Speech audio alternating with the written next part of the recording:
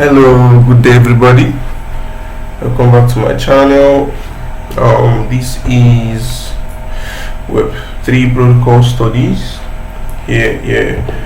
Right. So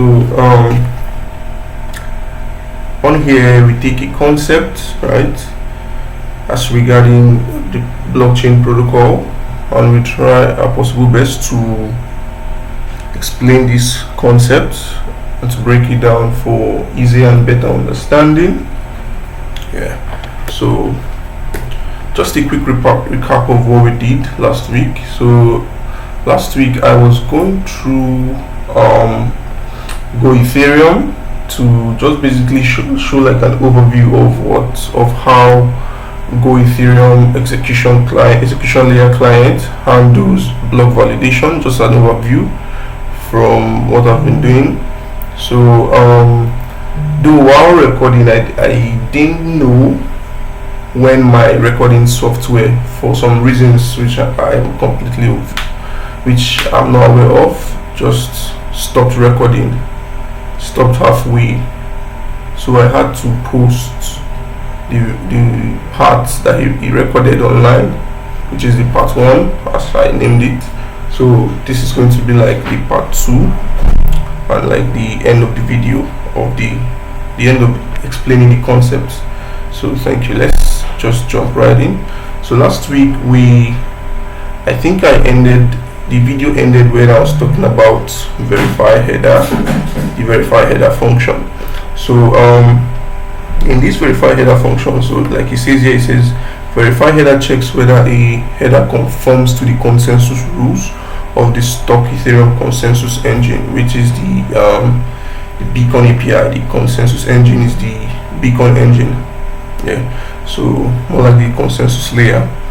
So we have this function. So it does a lot of checking in here. So I think I was here the last time. Stop here. So it says verify that the gas limit is less than equal to 2 raised to the power 63 minus 1. So it says if header dot gas limit, this is the gas limit of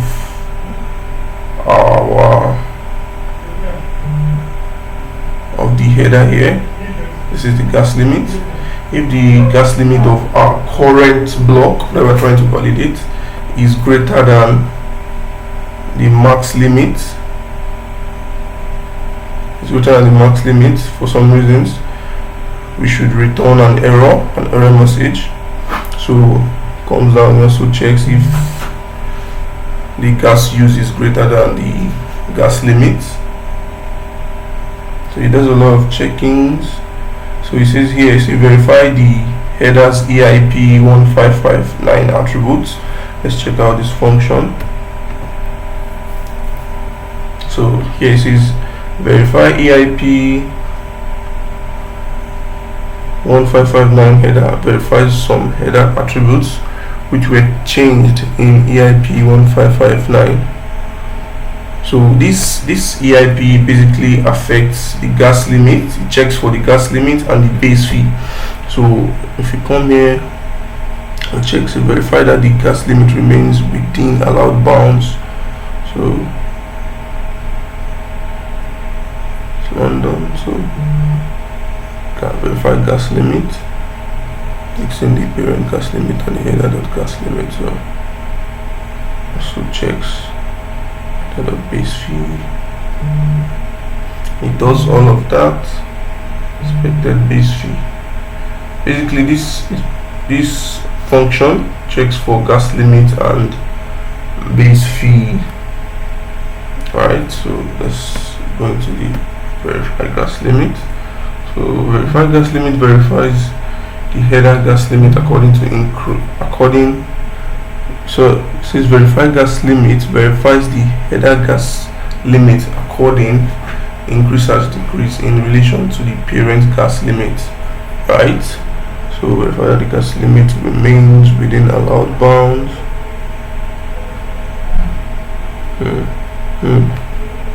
So this basically what this function is doing is just checking if the gas limit of current block. Remember we said something about the block having headers that contains metadata about the block. So this gas limit is also included in that header of the block. So it's basically verifies the gas limit in relation with the parent gas limit. So it does all of that.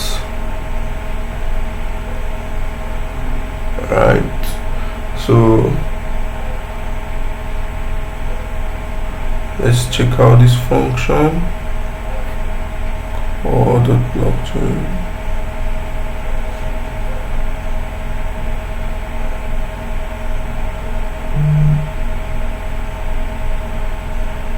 Here is also a function called process block.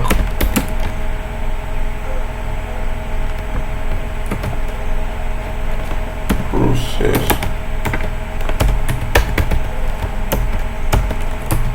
block. Yeah. So function called process block. Yeah. So this is what this function. It says process block executes and validates the given block. If there was no error, it writes the block and associates state to the database. Okay. So this function takes in block types, the state DB, the state time to time, and set book, and it returns the block processing results and an error. Nice. So this function processes a block. So basically what it does is it executes and validates the given block. What this means is it's sort of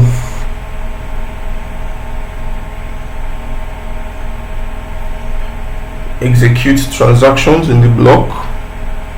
So if and validates the block. So if there was no error found in the block, it sort of writes the block onto the blockchain and make some changes to the states on the blockchain. So let's look at a whole lot is going on here. You see the logger, the onboard start.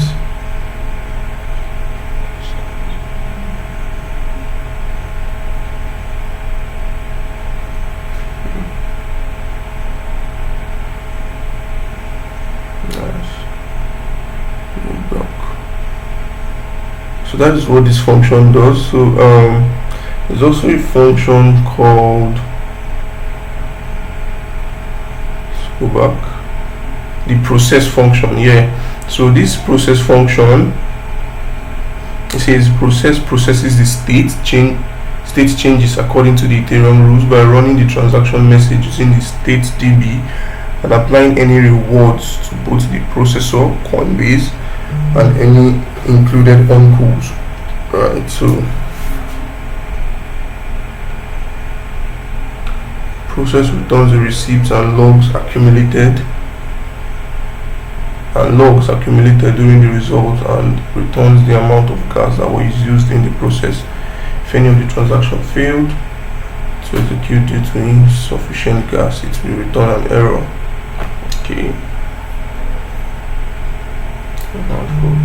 So basically this is where state transition happens in Go-Ethereum.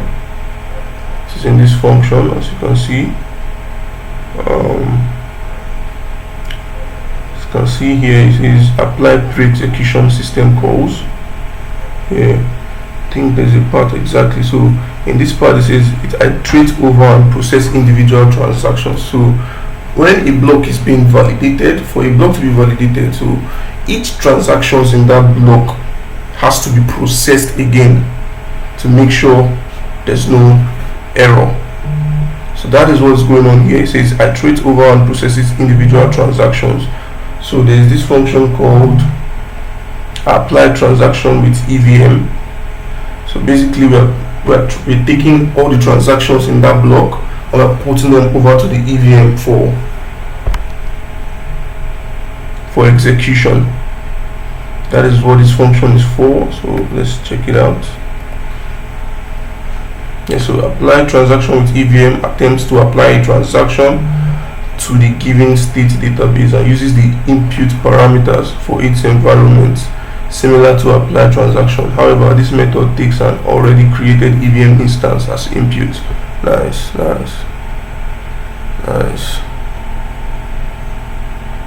So that's what this function does.